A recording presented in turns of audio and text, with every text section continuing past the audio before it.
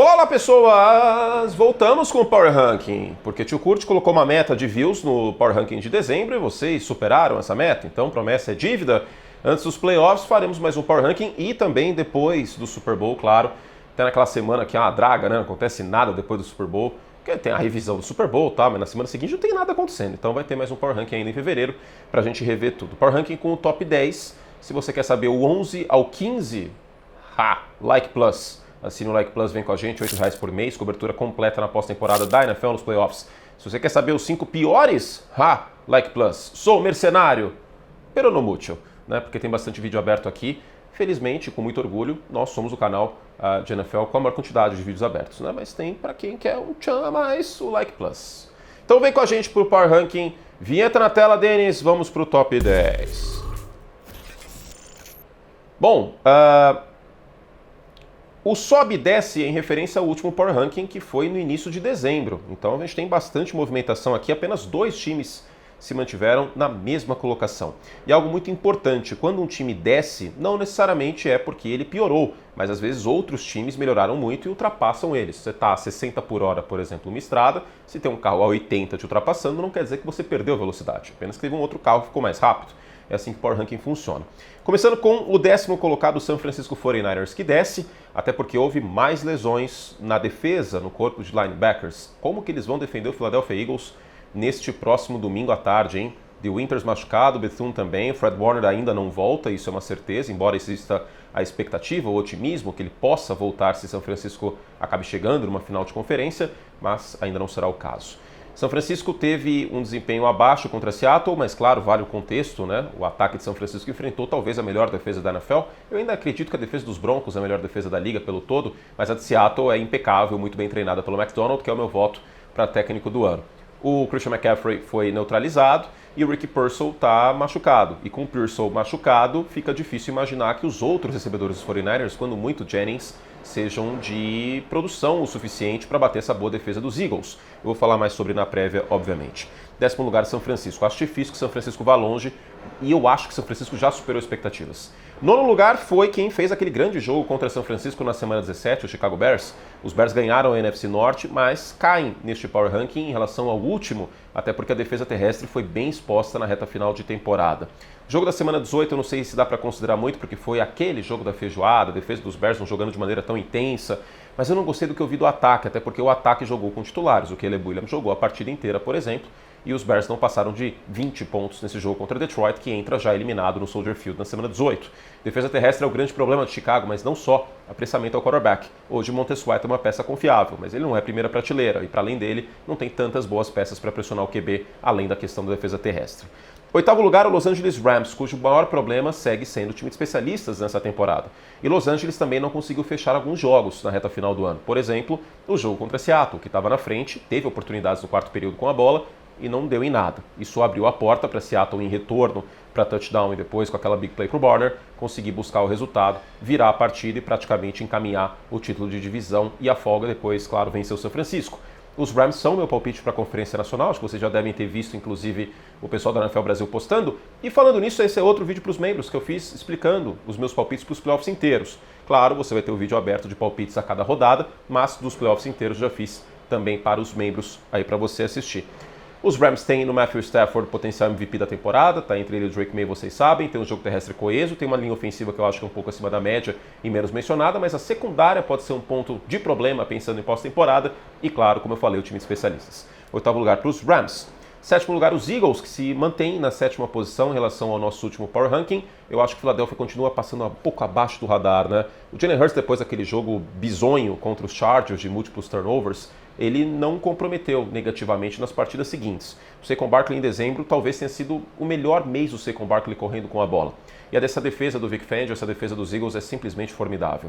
Com isso tudo, eu acho que Philadelphia passa um pouco abaixo do radar, é meu favorito para vencer São Francisco e não descartem os Eagles voltando ao Super Bowl. Claro, não dá para cravar isso, mas é um time com uma comissão técnica que tem o Vic Fangio, com uma defesa que está jogando muito futebol americano, isso não está sendo falado o suficiente, e que pode ter matchups muito favoráveis pensando em pós-temporada. Os Eagles estão abaixo do radar, são os atuais campeões da NFC e são o único time campeão da NFC de divisão que venceu a divisão no ano passado também. Então, experiência em pós-temporada pode ser um fator aqui positivo para a Philadelphia.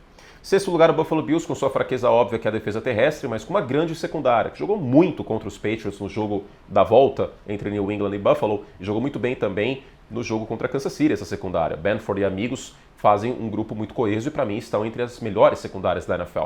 Claro, tem problemas. O corpo de tight ends é positivo, mas de wide receivers, para além do Shakir em curta distância, não empolga muito. O que empolga, claro, é o James Cook, que foi um dos melhores running backs da NFL nessa temporada. A linha ofensiva dos Bills no jogo terrestre, embora protegendo Josh Allen tenha tido alguns problemas nessa reta final, como o Thursday Night Football de 8 sacks contra o Houston Texans, e claro, o Josh Allen, que é neste momento o único quarterback de elite que está na pós-temporada, considerando o retrospecto. Embora o Matthew Stafford e Drake May tenham tido temporadas de elite, eu estou considerando meu último vídeo de prateleiras de quarterback.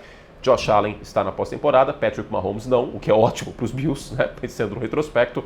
Lamar Jackson e Joe Burrow não estão na pós-temporada também. Então, considerando que a gente tem no Josh Allen potencialmente o melhor quarterback dos playoffs, fica difícil descartar o Buffalo Bills, mas existem fraquezas óbvias em Buffalo, isso pode ser um tremendo problema já nesse domingo contra o Jacksonville Jaguars, que é um time que corre bem com a bola. Quinto lugar, o Houston Texans, com uma defesa incrível, também uma das melhores da liga, junto de Denver, junto de Seattle. Uma defesa que tem no Will Anderson e Daniel Hunter duas peças formidáveis para pressionar o quarterback. Uma defesa que não precisa mandar muita blitz, que tem um excelente treinador, um DeMeco Ryans. E um ataque que mostrou seus flashes em colocar pontos no placar na reta final de temporada. Eu acho que a linha ofensiva, por exemplo, dos Texans, que foi um tremendo problema no início da temporada e em certa medida no ano passado, ela está jogando bem melhor do que muita gente imagina, tá? Houston muito por conta da defesa e por ter um quarterback com potencial, embora eu acho que mentalmente o CJ Stroud não esteja no seu melhor momento, não dá para descartar. E muito por conta do conjunto e da comissão técnica, eu coloco em Houston em quinto lugar, mas olho no ataque e no coordenador ofensivo, tá? Que pode ser um problema.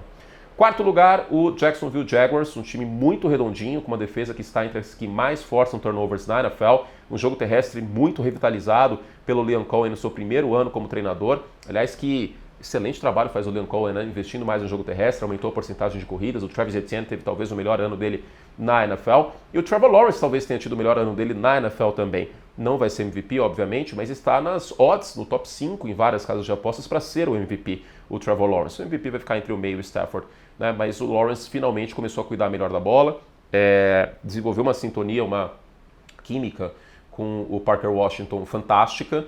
E tem também o Brian Thomas, então, assim, jogo terrestre forte, a defesa rouba muito a bola do adversário, eu acho que esse front de Jacksonville é subestimado. Eu acho que Jacksonville tem elementos para lá de interessantes para tentar buscar pós-temporada de maneira funda, quem sabe até chegar numa final de conferência. Não descartem os Jaguars. O problema para Jacksonville é que vai enfrentar um time que tem experiência em pós-temporada e que tem o Josh Allen. Promete esse jogo no domingo, que aliás você confere no Sport TV 2, tá? Domingo às 3 horas da tarde. Esse é o jogo que eu não estou. Nos outros dois eu estou. Eu comento Bears e Packers no domingo à noite e comento no sábado à noite com Arenilhas no Sport TV 3 e domingo à noite eu tô com o EV em Chargers e Patriots no Sport TV 1, entre aspas 1, né? Porque não existe Sport TV 1, mas é o Sport TV principal e também na GTV de graça para você aqui no YouTube. Terceiro lugar, o Denver Broncos, que fez um jogo ofensivamente abaixo no final da temporada. Não foi um grande jogo contra Kansas City, por exemplo, embora a defesa dos Chiefs não seja ruim, longe disso. Mas eu esperava coisas melhores esse ataque de Denver, talvez que engatasse a segunda, terceira marcha produzindo na reta final de temporada. O jogo terrestre de Denver me preocupa, eu acho que isso é um fator importante pensando em pós-temporada, até porque existe um cenário que os Broncos pegam os Bills em algum momento dos playoffs e os Bills passarem dos Jaguars. E aí, para tentar explorar essa fraqueza de Buffalo, seria importante ter um jogo terrestre mais forte. O Bo Nix teve um ano de altos e baixos, os altos principalmente no quarto período. Ele é um quarterback acima da média, o Cortland Sutton acho que merece elogios também. E a defesa, bom, a defesa dos Broncos é simplesmente formidável. O Nick Bonitto não vai ter voto para defensor do ano porque o Myles Garrett foi uma coisa muito fora da curva. Mas ele teve uma fortíssima temporada em pressões rápidas. Também o Jonathan Cooper, também o Zach Allen, também várias peças dessa defesa de Denver. E claro, na secundária o Patrick Surtain, que é para mim o melhor cornerback da NFL.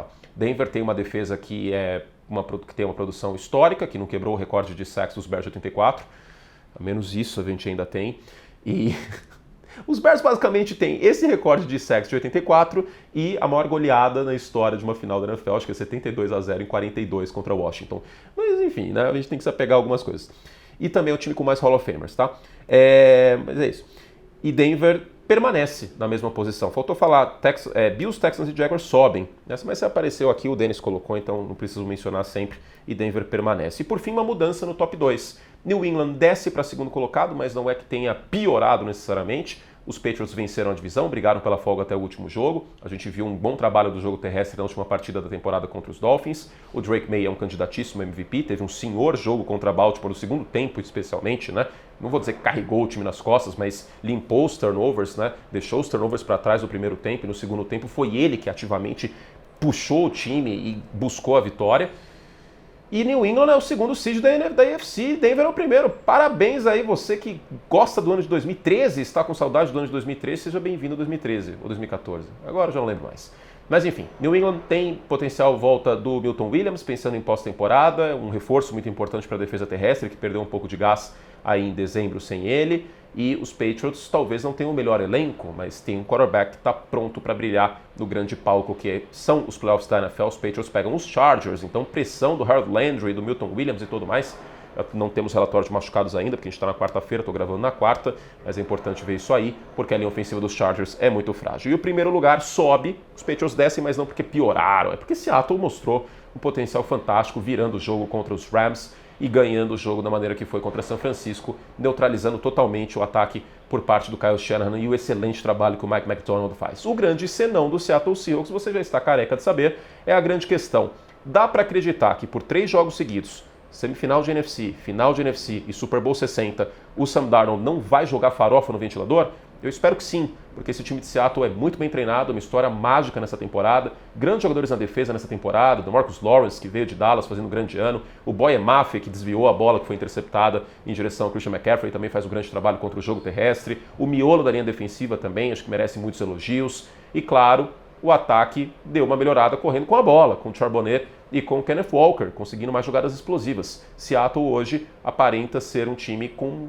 pedigree, com possibilidade de Super Bowl, a menos que o Sam Darnold estrague tudo. Mas é o meu primeiro do Power Ranking para terminar a temporada regular. É isso, vamos para a revisão? Põe na tela aí, Denis. São Francisco, 10º, desce. 9º, os Bears descem. 8º, os Rams descem. Eagles mantém-se em 7º, 7º. Buffalo sobe, 6º. Texans, 5º, sobem.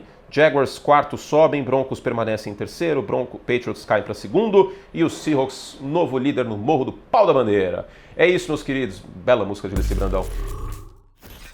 Fizemos todo o estrago que podíamos. Se você quer saber os barrados no baile, os próximos, 11º, 2º, 3º, 14º, 15º, assina o Like Plus, vem com a gente. Custa só R$8 por mês. Custa bem menos do que este tereré que estou consumindo aqui.